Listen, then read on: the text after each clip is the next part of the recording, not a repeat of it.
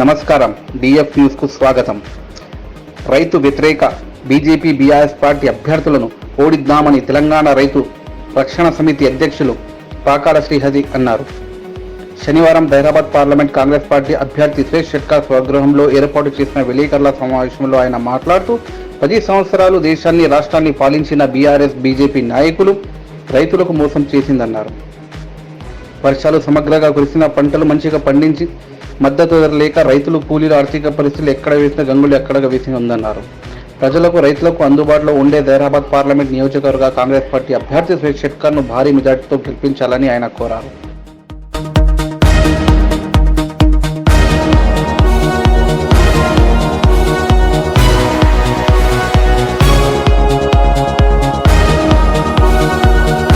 నా పేరు పాకాల శ్రీహరిరావు. నేను తెలంగాణ రైతు రక్షణ సమితి రాష్ట్ర అధ్యక్షుడిని. ఈరోజు గత 10 సంవత్సరాల నుంచి మనము కేంద్రంలో బీజేపీ పాలన, రాష్ట్రంలో బీఆర్ఎస్ పాలనలో రైతుల ఆర్థిక పరిస్థితి ఎక్కడ వేసిన గొంగడి అక్కడే అన్నట్టుంది. దేశవ్యాప్తంగా కానీ రాష్ట్రంలో కానీ ఏ ఒక్క రైతు కూడా తన భార్య పిల్లల పేరు మీద కనీసం 5 నుంచి 10,000 రూపాయలు కూడా బ్యాంకులో దాచుకునే సందర్భాలు ఎక్కడ లేవు. అంతేకాకుండా మెజారిటీ రైతులు ప్రైవేట్ అప్పులు కలిగి వడ్డీలు కట్టలేక దినదిన గండంగా బతుకుతున్నారు. వీరికి మరొక అవకాశం ఇచ్చినట్టయితే ఇంకొక 5 సంవత్సరాలు మనం ఇలాగే బతకాల్సిన ఉంటుంది. కాబట్టి మేము రైతులకు స్వచ్ఛందంగా బయటకు వచ్చి ఈ 2 పార్టీలను ఓడగొట్టినప్పుడే రైతుల బతుకులు బాగుపడతాయి, లేకుంటే మనం ఆగమాగం బతకాల్సి ఉంటుంది. కాబట్టి అని చెప్పి రైతులందరికీ విజ్ఞప్తి చేయడానికి బయటకు వచ్చాము. హైదరాబాద్ పార్లమెంటరీ నియోజకవర్గ రైతు సోదరులందరికీ చేతులెత్తి నమస్కారం చెప్పడం ఏంటంటే, మీ బ్రతుకులు బాగుపడాలంటే ఇక్కడ కాంగ్రెస్ పార్టీ అభ్యర్థి అయినటువంటి శ్రీ సురేష్ షెట్కార్ గారిని అత్యంత మెజారిటీతో మీరు గెలిపించుకోవాలి. సురేష్ షెట్కార్ గారు అత్యంత భారీ మెజారిటీతో గెలిచినప్పుడు కేంద్రంలో కాంగ్రెస్ ప్రభుత్వం వచ్చే అవకాశం ఉంటుంది. కేంద్రంలో కాంగ్రెస్ ప్రభుత్వం వచ్చిందంటే మన బ్రతుకు గ్యారంటీగా మంచిగా భవిష్యత్తు చాలా బాగుంటుంది. అది ఏ విధంగా అన్నట్టయితే, కాంగ్రెస్ పార్టీ వీళ్ళు ఇస్తున్న రేట్లు అవి చూసి రైతులందరికీ స్వామినాథన్ సిఫారసుల ప్రకారము మంచి ధర ఇస్తాము అని చెప్పి కాంగ్రెస్ పార్టీ వాళ్ళు జాతీయ మేనిఫెస్టో చెప్పారు. అది ఏ విధంగా అంటే, స్వామినాథన్ సిఫారసు ప్రకారం మోడీ కూడా ఇస్తున్నట్టు కానీ రైతులను మోసం చేసి తప్పుడు మాటలు చెప్తూ స్వామినాథన్ సిఫారసులో సగం కూడా ఇస్తున్నాడు కొన్ని పంటలకు.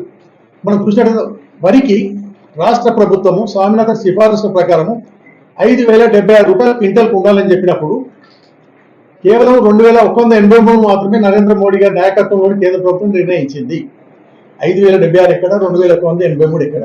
ఈ రైతు రాత్రి మొదలు కష్టపడుతూనే ఉంటాడు, ఉత్పత్తులు పెరుగుతూనే ఉంటాయి, లారీలు ఐకేపీ సెంటర్లు కనపడుతుంటాయి, కానీ చివరకు మిగిలింది ఏమీ లేదు రైతులకు.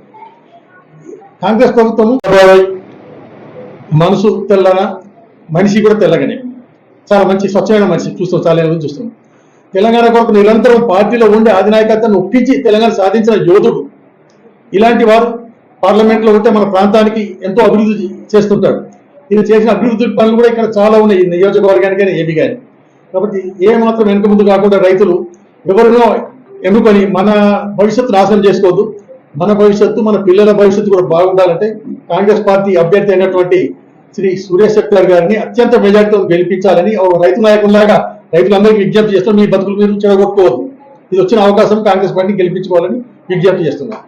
రాహుల్ గాంధీ భారత్ జోడో యాత్ర, భారత్ న్యాయ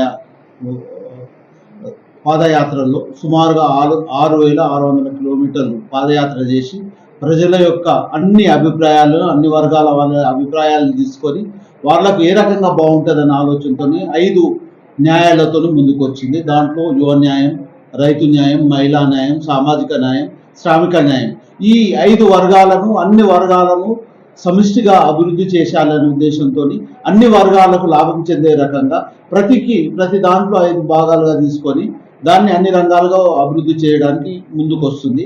యువ న్యాయంలో ఇప్పుడు ఖాళీలు ఉన్న 30 లక్షల ఉద్యోగాలను వెంటనే భర్తీ చేసి జాబ్ క్యాలెండర్లు కూడా ఇచ్చేసి వాళ్ళకు స్టైఫండ్గా నిరుద్యోగులకు 1 year 1 lakh రూపీస్ ఇవ్వాలన్న ఆలోచన, వాళ్లకు పర్మనెంట్గా 5,000 కోట్లతో ఒక ప్యాకేజ్ లాగా తయారు చేసి బడ్జెట్లో కేటాయించాలనేది. అదే రకంగా ఇప్పుడు ఉన్న ఈజీఎస్ వర్క్ను గ్రామీణ ప్రాంతంలో, పట్టణ ప్రాంతంలో కూడా చేసి మినిమం 400 రూపాయలు వాళ్ళకి రావాలనే ఉద్దేశం ఒకటి. దాంతోపాటు శ్రామికులకు ఇన్సూరెన్స్ తో పాటు వాళ్ళకు కావాల్సిన అన్ని రకాల సదుపాయం చేసుకొని అన్ని వర్గాల వాళ్ళకు, అన్ని కులాల వాళ్ళకు, అందరికి ఎస్సీ ఎస్టీ మైనార్టీ వర్గాలను సమన్వయం చేయాలని, కులగణన తీసుకొని అన్ని వర్గాల వాళ్ళకు న్యాయం చేయాలని కాంగ్రెస్ పార్టీ ముందుకు వస్తుంది.